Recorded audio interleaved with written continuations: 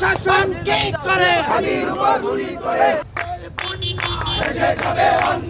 আজকে জুম্মার নামাজের পর ঢাকা ৮ আসনের বিপ্লবী হাদিস যখন তার নির্বাচনী প্রচারণায় নামে, নামাজ থেকে বের হওয়ার সময় তাকে দুর্বৃত্তরা গুলি করে পালিয়ে যায়।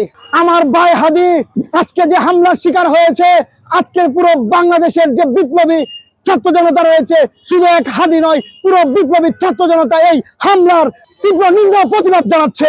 আজকে আমরা এই কিশোরগঞ্জ থেকে এই বার্তা সারা বাংলাদেশের প্রশাসনকে জানিয়ে দিতে চাই, এই হাদির হামলার যদি সঠিক তদন্ত না করা হয় এবং দুর্বৃত্তদের অতি দ্রুত গ্রেফতার না করা হয়, এই কিশোরগঞ্জ থেকে আন্দোলনের দাঙ্গা শুরু হবে আবার। সংগ্রামী ভাই বন্ধুগণ, আপনারা দেখেছেন জুলাইয়ের প্রথম সারির যোদ্ধা আমার ভাই হাদি আজকে গুলিবিদ্ধ হয়েছে। এই গুলি হাদির বুকে নয়, আমার মনে হয়েছে এই গুলি আমার বুকে লেগেছে। আজকে হাদির উপর যে হামলা হয়েছে, হাদিদেরকে দাবিয়ে রাখার যে চেষ্টা করা হচ্ছে, আপনাদেরকে বলে দিতে চাই হাদি একা নয়, এরকম হাদি বাংলাদেশে লক্ষ লক্ষ তৈরি হয়ে গেছে অলরেডি।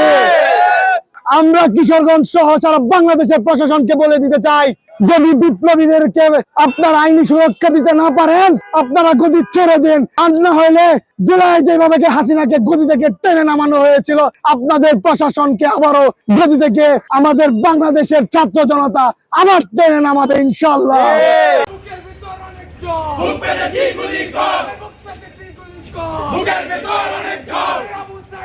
24-এর যে আমাদের মাস্টার মাইন্ড, আমাদের যে আন্দোলন সম্মুখ যোদ্ধা ছিল উসমান হাদি ভাই, আজকে আমরা দেখতে পাই উনি যখন 8 আসনে নির্বাচনী প্রচারণা চালাইতেছে, ওই মুহূর্তে কিছু দুর্বৃত্ত সন্ত্রাসী এসে আমার ভাইয়ের উপর গুলি করে।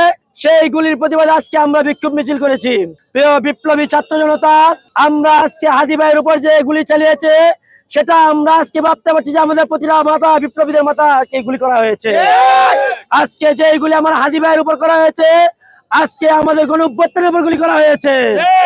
আজকে যদি আমাদের এই হাদি ভাইয়ের উপর যারা গুলি করেছে তাদেরকে যদি অতি দ্রুত গ্রেফতার করে ফাঁসির কাজটা যেন না হয়, আমাদের বিপ্লবী ছাত্র জনতা কঠোর থেকে কঠোর কর্মসূচি দিয়ে আবারও এই দেশে গণঅভ্যুত্থান করবে ইনশাআল্লাহ। ইনকিলাব ইনকিলাব, জিন্দাবাদ জিন্দাবাদ।